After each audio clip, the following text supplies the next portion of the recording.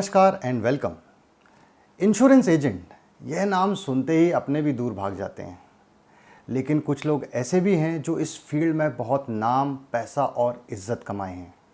और ऐसे ही एक व्यक्ति हैं रायपुर से मिस्टर ब्रजेश पटेल, जो कि एक इंश्योरेंस एजेंट हैं। और आज हम उनके साथ बात करने वाले हैं कि इंश्योरेंस एजेंट में करियर कैसे बनाया जाए। वेलकम ब्रजेश भाई। Thank you Nitin ji. सबसे पहले ब्रजेश भाई, मैं आपसे ये जानना चाहूँगा कि आपने इंश्योरेंस एजेंट को ही अपना करियर क्यों चुना? नितिन भाई, ऐसा है कि लक बाई चांस ऐसा हुआ कि मैं इंश्योरेंस फील्ड में हूँ। Basically I am businessman. हमारी फैमिली में बिजनेस फैमिली से बिलोंग करता हूँ और पापा टिम्बर के व्यवसायी हैं। अच्छा। तो मेरी एक एज ए टिम्बर व्यवसायी के रूप से ही पहचान थी जब मैं पढ़ता था तब।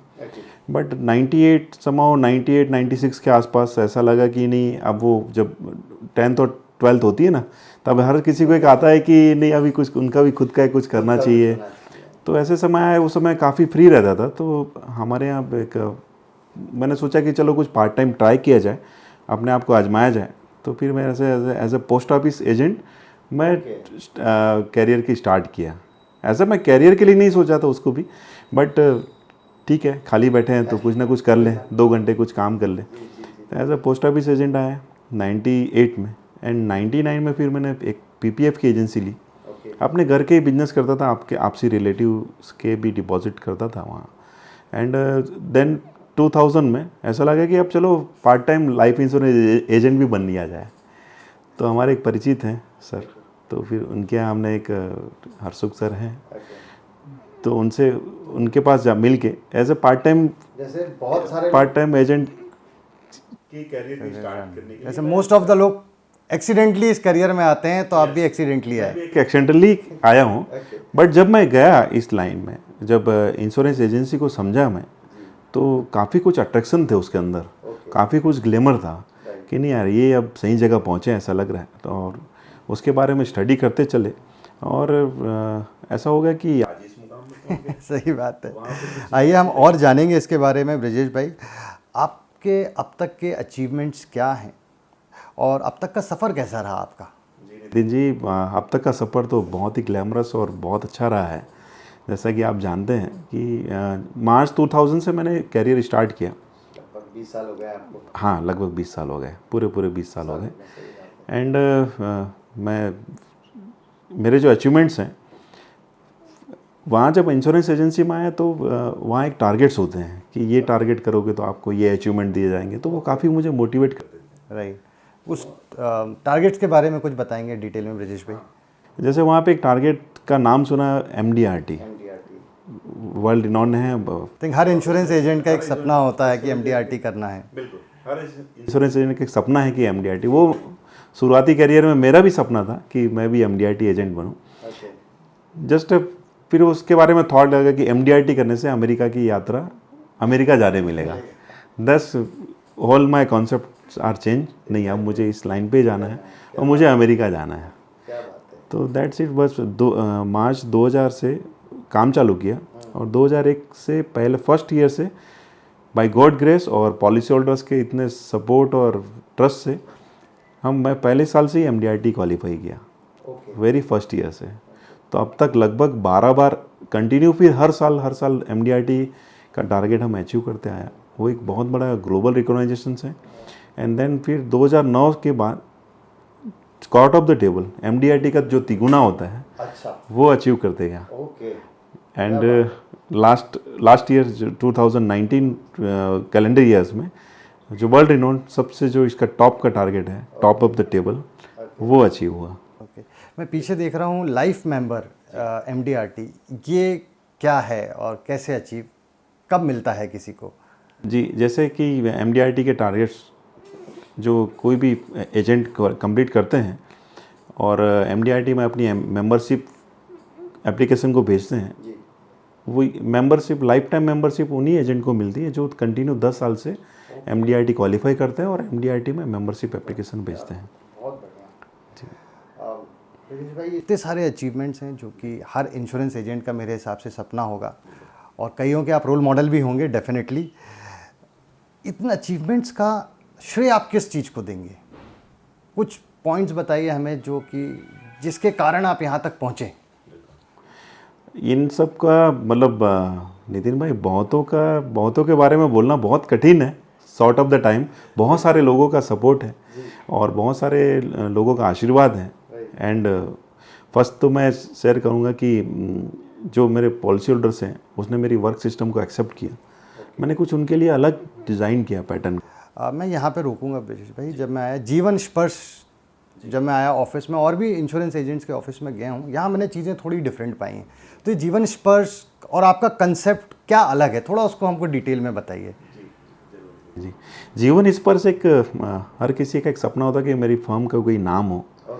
तो मैं काफ़ी ट्राई कर रहा था, बहुत सारे नाम मैंने ढूंढे, ट्राई भी किए, बट एक जीवन स्पर्श नाम मेरे एक रिनॉल्ड क्लाइंट ने मुझे सजेस्ट किया कि ब्रिजेश आपको ये नाम रखना चाहिए, काफ़ी सूट करेगा आपको। बोला ठीक है भैया, ये नाम हम रखते हैं। तो हमको हमारा काम भी जीवन को छूना ही है, तो उनके सपनों को छूना, उनके जीवन की ज़रूरतों को पूरा करना, तो एक हमारा एक उत्तरदायित्व भी है, सोशल रिस्पॉन्सिबिलिटी भी है। आपका काम करने का तरीका औरों से क्या अलग है? कुछ तो अलग हो रहा है तभी अचीवमेंट्स हो रहे हैं इतने सारे, तो वो थोड़ा सा और डिटेल में बताएंगे। नितिन भाई, सबसे पहले मैं ये बताऊंगा कि मैं एक नॉर्मल एक इंश्योरेंस एजेंट था जब मैंने अपना कैरियर स्टार्ट किया, बट जब इस फील्ड में आया ना, तब समझ में आया कि नहीं, यहाँ पे कुछ तो गलत हो रहा है। मतलब मैं बहुत कई बार दुखी होता था कि कई लोगों के पैसे एलआईसी में या कोई कंपनी में, कोई इंश्योरेंस पॉलिसी में जब जमा हो जाते हैं, तब किसी कारण से वो प्रीमियम पटा नहीं पाते। सही बात है, बहुत सारे पैसे लैप्स हो जाते हैं, नुकसान होता है लोगों को। सही बात है, क्योंकि इतनी मेहनत की कमाई होती है और मेहनत से कमाया हुआ एक एक तिनका ऐसा डूब जाए तो वो अच्छा नहीं लगता था। तो मैंने उस समय से एक प्रण लिया और कई मेरे कस्टमर्स को या मेरे प्रॉस्पेक्ट को ये प्रॉब्लम थी कि हमको सर्विस प्रॉपर नहीं मिलती। तो मैं फिर उस समय एनालिसिस किया कि इस इंडस्ट्री में प्रोडक्ट की ज़रूरत नहीं है, यहाँ सर्विस की ज़रूरत है लोगों को। तो हमने एक डिसाइड किया कि नहीं, अब मैं वेरी फर्स्ट डे से टेक्नोलॉजी के साथ रहूँगा, क्योंकि मुझे मास में सर्विस देनी थी। लोगों को मुझे सर्विस देनी थी, चाहे मैं रहूँ या ना रहूँ, ऐसी सर्विस देनी थी। तो मैंने फिर टेक्नोलॉजी का सहारा लिया, सॉफ्टवेयर्स डेवलप किए, कंप्यूटर सिस्टम डेवलप किए और एक एक चीज़ पे हमने काम किया, सिस्टम बनाई, कब कैसे हम इंटीमेशन देंगे, हम कैसे उनकी प्रीमियम कलेक्शन करेंगे, कब हमको उनको रिसिप्ट छोड़ेंगे, एक एक बारीक से बारीक पॉइंट को हम उनको तो मैं इसको ऐसे समझूं ब्रजेश भाई कि आप सेल से शिफ्ट होकर सर्विस पे चले गए और सेल्स फिर अपने आप होने लगी, क्या इसको मैं ऐसा समझूं? सेल्स एक्चुअली इंश्योरेंस एजेंट के लिए सेल्स वर्ड है ना, गलत होता है। एक्चुअली यहाँ पे सेल्स नहीं होता है, काउंसलिंग होती है। तो हमको सेल्स नहीं करना है, हमको प्रोडक्ट या इंश्योरेंस पॉलिसी लेने में उनकी मदद करना है। ये मेरा बेसिक कॉन्सेप्ट है, जो मैं जब भी कोई पॉलिसी होल्डर्स या प्रॉस्पेक्ट के साथ बैठता हूँ तो उनकी एक तरीके से मैं पोर्टफोलियो बनाने में जो मदद मेरे से बेटर टू बेटर हो सके। अभी जीवन स्पर्श के माध्यम से आप कितने लोगों को सर्विसेज दे रहे हैं? नितिन भाई, अभी हमने टोटल मोर देन 1000 फैमिलीज़ को हम सर्विस दे रहे हैं। ऐसी 10,000 से ज़्यादा पॉलिसियाँ ऐसी हैं जो हमने नहीं बनाई हैं, लेकिन वो हम थ्रू आउट द ईयर ऐसा लगता है ऐसा हम सर्विस देते हैं वो हमने बनाई है। मतलब ऐसे भी लोग हैं जो आपसे खरीद नहीं रहे हैं लेकिन सर्विस आपसे ले रहे हैं। ये दिस इज़ रियली रिमार्केबल, बहुत बहुत बढ़िया। एक चीज़ जो हमने शुरू में बात करी, हाँ, आपको बताना चाहूँगा कि लोग बोलते हैं कि लोग हमेशा एक सवाल पूछते हैं आपके कितने बच्चे हैं, तो मैं बोलता हूँ मेरे 15,000 बच्चे हैं। सही बात। मैं अपनी पॉलिसी, हर एक पॉलिसी को एक अपना एक एज अ चाइल्ड मानता हूँ। उनका नर्सरिंग करना है, उनको प्रॉपर सर्विस देनी है, उनको प्रॉपर मैच्योरिटी। मैंने बाज़ार में सर्विस को एज अ कंसेप्ट तो कई बार पढ़ा भी है और सुना भी है, लेकिन इम्प्लीमेंट होते हुए देख रहा हूँ और ये बहुत ही अच्छी बात है। Really you are doing a fantastic work. Brajesh भाई, इंश्योरेंस एजेंट सुनकर लोग दूर तो भागते थे, आपके साथ हुआ कभी ऐसा? बहुत बार हुआ। तब क्या किया आपने? एक्चुअली नितिन भाई, क्या हुआ कि जब ऐसा कभी होता था कि नहीं यार, इंश्योरेंस मैं नहीं मिलूंगा या हमारे फ़ोन नहीं उठाएंगे, एक कॉमन पैटर्न है।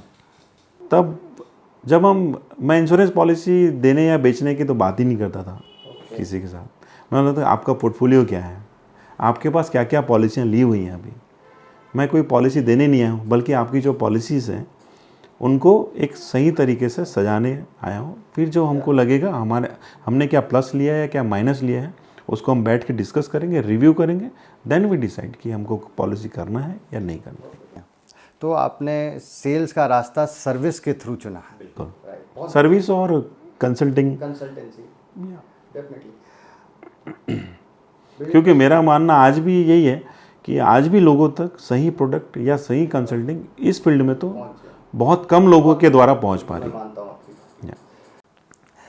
ब्रजेश भाई, लोगों को अपने काम की चीज़ें पसंद होती, जो काम कर रहे होते हैं उसकी बहुत सारी चीज़ें पसंद होती हैं। मैं अब ये जानना चाहूँगा कि इंश्योरेंस एजेंट के काम की कौन सी चीज़ें आपको बेहद पसंद है। नितिन भाई, एकदम मन का सवाल पूछ लिया आपने।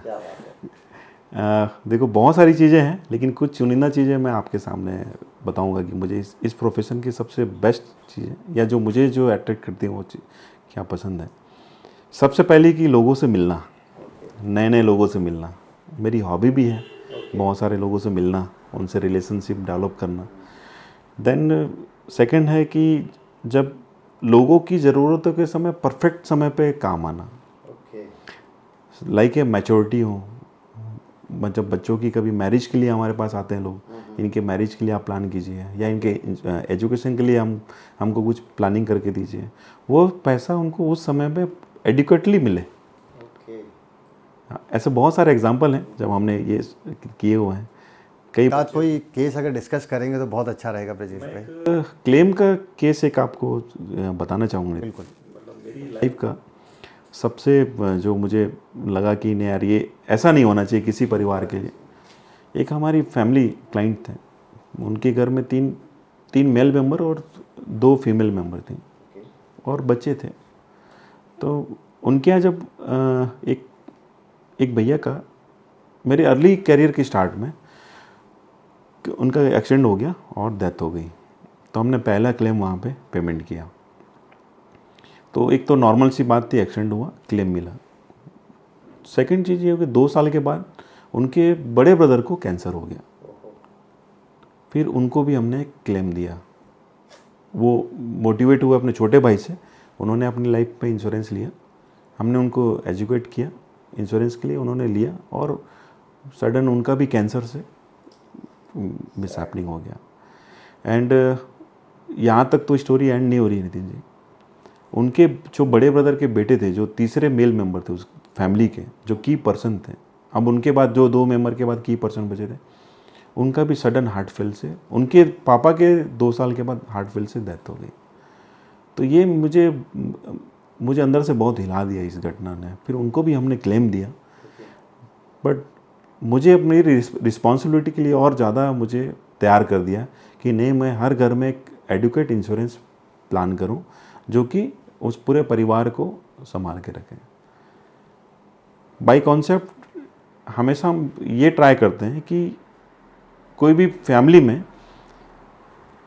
फीमेल या बच्चों का जो इंश्योरेंस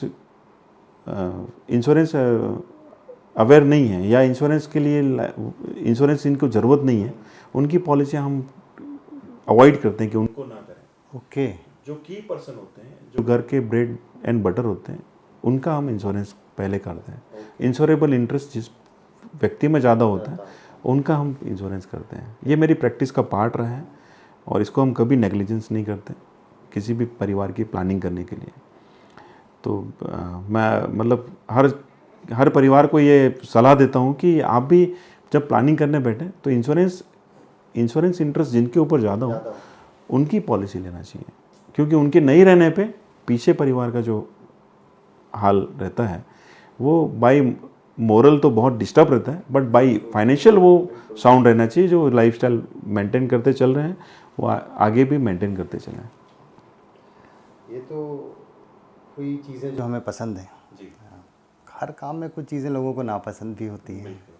तो ऐसी कोई चीज़ें हैं जो आपको अपने इंश्योरेंस एजेंट के काम की नापसंद है? बिल्कुल, मेरा पसंद का भी क्लेम एंड सही समय पे रहना है, बट मुझे नापसंद भी एक ही चीज़ है इस इंश्योरेंस इंडस्ट्री में, वो है क्लेम। कैसे, थोड़ा सा डिटेल में बताएंगे प्लीज़? क्लेम ऐसा है कि कोई भी परिवार का जब हम प्रायोजन या प्लानिंग करते हैं तो उस फैमिली में कोई भी मिस हैपनिंग समय से पहले का कोई क्लेम नहीं आना चाहिए, मतलब डेथ नहीं होनी चाहिए। ओके, अच्छा, वैसा। ये हम विश करते हैं कि नहीं कभी भी ना हो। हम एक ही प्रे करते हैं कि सभी कुछ स्वस्थ रहें, उनकी ग्रोथ हो और वो अपने हर सपने जीवन के पूरे करें। मतलब आप ये चाहते हैं क्लेम तो आए लेकिन मैच्योरिटी क्लेम आए, उसके पहले क्लेम ना उसके पहले क्लेम ना आए। विजेश भाई, थोड़ा सा अब हम इंडस्ट्री की तरफ चलते हैं। राइट, आपको 20 साल का तजुर्बा है इस इंडस्ट्री का, और पिछले 15 सालों 20 सालों में इस इंडस्ट्री में बहुत सारे बदलाव आए हैं। राइट, आपके हिसाब से वो बदलाव अच्छे हैं या बुरे हैं? अगर अच्छे हैं तो क्या, किस तरीके से वो अच्छे हैं? नितिन जी, एकदम बहुत अच्छा सवाल पूछा है आपने। बदलाव हमेशा अच्छे ही होते हैं, परिवर्तन दुनिया का नियम है और हर इंडस्ट्री में बदलाव आए हैं। सिर्फ इंश्योरेंस इंडस्ट्री में बदलाव नहीं आया, सभी इंडस्ट्री में बदलाव आते हैं और समय समय पर ज़रूरतें चेंज होती है और बदलाव होते हैं। जब इंश्योरेंस का प्राइवेटाइजेशन हुआ 2000 में, तब एक मार्केट डेवलप होना शुरू हुई, मुझे लगता है, क्योंकि पहले पूरे भारतवर्ष में सिर्फ एक ही कंपनी के लिए मार्केट अवेलेबल थी। अब वो वहाँ पे 25 और कंपनियों के मार्केट ओपन हो गई। तो उससे क्या हो गया कि सबसे बड़ा बदलाव यह है कि जागरूकता आ गई लोगों के अंदर। पहले जो बीमा एक ज़रूरत की वस्तु नहीं थी, अब वो एसेंशियल गुड्स या एसेंशियल सर्विसेज में आ गई है। हम जैसे पहले बोलते थे कि रोटी कपड़ा मकान, अब ये रोटी कपड़ा और बीमा सही बात है, ज़रूरतों की चीज़ों में आ गई बीमा। एक्चुअली लोग काफ़ी अवेयर हुए, मुझे बहुत हैप्पी होता है। मैं स्टार्टिंग करियर में जब हम लोगों को 1 लाख की भी पॉलिसी सुनाते तब लोग कहते थे अरे 1 लाख की पॉलिसी, इससे क्या होगा। बट आज हम जब 50 करोड़ की भी पॉलिसी देते हैं, 70 करोड़ 100 करोड़ की भी पॉलिसी देते हैं, तब लगता है नहीं मुझे इतनी चाहिए। इतने अवेयर हो गए क्लाइंट, नहीं मुझे मेरा बीमा इतना होना चाहिए। फ्यूचर में इस इंडस्ट्री में आपको क्या अपॉर्चुनिटीज़ दिखती हैं? फ्यूचर में नितिन जी अपॉर्चुनिटीज़ हैं इस इंडस्ट्री में, क्योंकि अभी लोगों की लाइफ बहुत फास्ट हो गई है। आज अगर हम एग्जांपल देखेंगे तो पहले जो बिलियनर या मिलियनर बनते थे वो 50, 55, 60 में बनते थे। अभी आज हम टेक्नोलॉजी वर्ल्ड में हैं, वो 25, 30, 35 में होते हैं। तो जितनी लाइफ फास्ट है ना, तो उतना फास्ट जाने के लिए इंश्योरेंस का सपोर्ट सबसे ज़्यादा ज़रूरी है। तो यहाँ पे जो एज ए कैरियर किसी को इंश्योरेंस एजेंट बनना है तो उनके लिए अपॉर्चुनिटी है। और दूसरी बात ये कि हम जिस देश में, भारत में, यहाँ अभी भी एडुकेट इंश्योरेंस नहीं है लोगों के पास। जैसे पॉपुलेशन का लगभग 5 से 8% लोग ही एडुकेट इंश्योर्ड है बस। तो rest 95%, 94% market are untapped right now. अभी भी हमको ऐसे क्लाइंट मिलते हैं जिनके पास सिंगल पॉलिसी भी नहीं है अभी भी, राइट नाउ अभी भी। तो उससे जो कितना लगना है और अपॉर्चुनिटी के कोई भी। तो ये जो नए अपॉर्चुनिटीज़ हैं, तो काम करने के बदलाव के तरीके में भी बदलाव आया होगा। बिल्कुल है, राइट। तो जो नया बदलाव है, जो नए लोग हैं, क्या बदलाव आपको लगता है कि प्रेजेंट इंश्योरेंस एजेंट को अपने अंदर लाना चाहिए अपने काम करने के तरीके में? सबसे पहला कि उनको टेक्नोलॉजी एनेबल्ड होना पड़ेगा। टेक्नोलॉजी एज अ पार्ट लेना पड़ेगा, क्योंकि हम विदाउट टेक्नोलॉजी हम सर्वाइव नहीं कर पाएंगे। उनको अगर सही मायने में कैरियर को आगे ले जाना है तो टेक्नोलॉजी का एक अपना राइट हैंड मानना पड़ेगा। यस, सबसे बड़ा बदलाव उनको यही करना पड़ेगा और अपने साथ लेके चलना पड़ेगा। अपने आप को अपडेट करने के लिए और अपने आप को अपडेट रखने के लिए और अपने क्लाइंट को भी अपडेट रखने के लिए उनको टेक्नोलॉजी का सहारा लेना पड़ेगा। जैसे सॉफ्टवेयर्स हैं, मोबाइल ऐप्स हैं और वेबसाइट्स हैं या SMS अलर्ट्स हैं। ऐसे बहुत सारी चीज़ें हैं जो उनको फ्यूचर में डेवलप करनी पड़ेगी। अभी जो डेवलप करेंगे उनका कैरियर बहुत अच्छा रहेगा। डेफिनेटली। और हमारे इस इंटरव्यू का आखिरी सवाल, वो लोग जो इस इंडस्ट्री में करियर बनाना चाहते हैं, और बहुत लोगों के आप रोल मॉडल भी हैं, आप उनको क्या मैसेज देना चाहेंगे?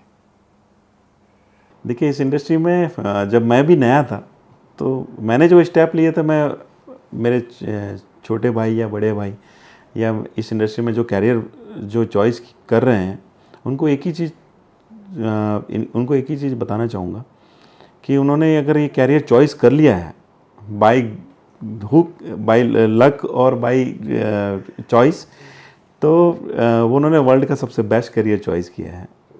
यहाँ पे वो अपने सारे सपने पूरे कर सकते हैं। एंड उनको अगर रियली में आगे बढ़ना है तो अभी उनको अपने जैसे जो सक्सेसफुल एजेंट्स हैं उनको एक मेंटर बनाना चाहिए। हाँ, मेरे भी मेंटर्स थे जब मैं आगे बढ़ा था। आज भी मैं कई लोगों को फॉलो करता हूँ जो मेरे मेंटर्स हैं, सीनियर्स हैं। हमेशा सीखना बंद नहीं करना है। तो जब जितना हम सीखेंगे उतना हम ज़्यादा दे पाएंगे इस सोसाइटीज़ में। Thank you so much Brajesh भाई, आपने इस इंटरव्यू के लिए टाइम निकाला और मुझे पूरा भरोसा है कि जो नए लोग आ रहे हैं उनके लिए ये इंटरव्यू एक गाइड की तरह, एक इंस्पिरेशन की तरह काम करेगा। And thanks again. और हम चाहेंगे कि जीवन स्पर्श एज अ फैमिली और ग्रो करती रहे और ज़्यादा से ज़्यादा लोगों को आप सर्विस प्रोवाइड करते रहें। Thank you so much. Thank you so much Nitin ji. आपका और आपकी टीम का बहुत बहुत दिल से धन्यवाद, पूरी जीवन स्पर्श परिवार की तरफ से।